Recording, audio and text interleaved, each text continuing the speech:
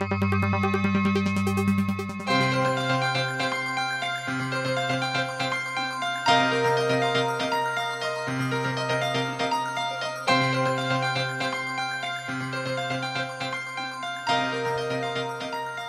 my friends. Today, in our latest Washington Bite, I want to speak about the issue of peace. I have good friends from Israel and around the world who come to Washington and want me to help advance in the Congress legislation that will affirm a culture of peace. This is the so-called second track of the peacemaking ideas of the international or world community of nations. And I'm not against that. I believe they come, whether they're from Israel, Europe, or Africa, with good hearts, hoping that there will be the development of a culture of peace in which people from different nations, different religions, different cultures, and different backgrounds can get together, even if they don't really love each other or have strong personal relationships, they at least will decide to live and let live and work toward peace for the greater good of all. Having said that, today we're at a very different stage, I'm afraid. You know that in the book of Ecclesiastes, it famously is said, there's a time for peace and a time for war. Nobody wants to say it's a time for war because we all hate war, and war has taken so much from all our nation and from all the nations of the world within our very lifetimes. But this, you just have to look at the news any night or whatever comes into your smartphones or however else you get your news, even old newspapers, and you'll see it's war, war, war. From Russia's invading and meddling in the Crimea, to the continuing tragic and catastrophic destructive war in Syria. And now we have ISIS. Who ever heard of ISIS until recently? But now we all know that ISIS means an Islamic State in Syria and Iraq. So ISIS troops have invaded the north of Iraq and are on the way to shelling with the artillery that we provided to the Iraqi army that they've captured, heavy artillery. They'll be shelling Baghdad soon, if not capturing Baghdad. And we've sent 300 special forces troops to stiffen the resolve of the Iraqi army and to train them and counsel them, but no one can say if that or that plus political changes to include more different factions, religious and ethnic, in the Iraqi government will stem the tide of that advance. And in addition, after all that Israel has done to work for peace, because all Israelis, without exception, I can tell you from my time I lived there for 7 years and ever since, all Israelis long for peace. The military even more so than the civilians, if possible. But after all that Israel has done, all that Israel has given away, all the land that Israel has given away, all of the Israeli citizens, men, women, and children that they've evacuated from land that they had a legal right to try to make peace, there's no peace and there's no security. What we're looking at is what the prophet Jeremiah spoke and is penned in the Tanakh, in Jeremiah chapter 6 and verse 14, where it says in the key portion, peace, peace, but there is no peace. And there are parallels to that in the New Testament, in which Paul says, when they say peace and safety, behold, sudden destruction comes upon them. So it's not just what you say, but it's what those who have to work with you to make peace are doing. And I'm telling you, this is a time for war, and too many hateful and bloody-minded men would rather make war and kill their neighbor than love their neighbor. So what does this mean for Israel and for America? Israel will decide for itself, and I say thank God Israel is a vibrant democracy, a free country, the only one in the Middle East. and one of the few remaining in the whole world, but Israel will decide what is in its national interest.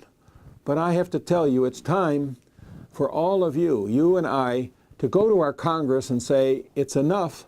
It should be the end of pressuring Israel to make peace with people who don't want peace. And the latest indication of this is that while I was overseas on travel recently, we heard and saw the terrible news of the kidnapping of the 3 Israeli teenagers, the 16-year-olds, innocent, not military, not doing anything wrong, who were captured by terrorists in the area of Judea and Samaria, the so-called, what the world calls the West Bank. And if that's not bad enough, the world blames who? The terrorists, be it Hamas, or their new partner in the unity government with the PLO or the Fatah party in Ramallah? No, they're not being blamed for this, although there is reliable evidence, I understand, of Hamas being behind this kidnapping, and Fatah is exulting at it. They're encouraging children and others to cheer and to have songs and games celebrating the kidnappers of these 3 innocent Israeli teenagers. It's shameful, it's reprehensible, it's unacceptable, to say the least. And so at this time, in this situation, what do we find? Some newspaper writers, incredibly, are blaming Israel. I don't know how, and blaming the victims, not the perpetrators. So this must stop. We must make sure that Congress reaffirms that this is not, sadly, a time for peace, but it is a time of war. How do we know? I spoke of the ISIS threat to Iraq that we have to counter, and the president belatedly and timidly, but at least is starting to counter that after all of the mistakes that they've made and previous administrations have made in Iraq. And in addition, the Congress is looking at the fact that the Iran negotiations aren't going well, and we must affirm that Iran stand down from its development of nuclear weapons and the means to deliver them to Israel and to us. So it is not a time of pushing for futile peace negotiations, but it should be a time of our strengthening our resolve and making it clear to our adversaries, really our enemies and those of Israel, that we will not suffer an attack without hitting back. That's as simple as that. You say, don't they know that? Well, sadly today they don't know that. And Israel, I believe, in its heart of hearts, does not know that as to whether we will come to help them or whether we will affirm their inherent right to defend themselves against Iran or against these terrorists who are kidnapping their children or against the threat that may come from the combined terrorist forces in Syria and in Iraq. This doesn't even describe, in these few minutes, all the threats that are coming against Israel and indeed against our major strategic interests in the Middle East and in the world. It's a time when we should be really moving ahead to a place of stability, security, even victory because of our development of our own inherent oil and natural gas reserves, because of Israel also moving toward energy independence, because the United States is so strong militarily and proportionately so is Israel, and we have so much to offer the world in terms of democracy, freedom, liberty, whatever you want to call it, the right for every man to live peacefully with his family with all their needs met without having to hate, terrorize, or fight in a war against their neighbor. But instead, there's a drift, as one president said years ago, a malaise, I'm afraid, in the White House and in the State Department, in which we are not affirming that we will be friends to our friends and adversaries to their enemies and our own. So this is easier described in general than to put in a specific piece of legislation. But I want you to think about that and to think about good senators like Jim Inhofe of Oklahoma and Senator Menendez of New Jersey and Senator Kirk of Illinois, and there are others and members of the House as well, who will stand up for America, who will say we must be friends to Israel and our other allies, we must oppose Iran, and we must oppose the terrorist forces, ISIS in Syria and Iraq.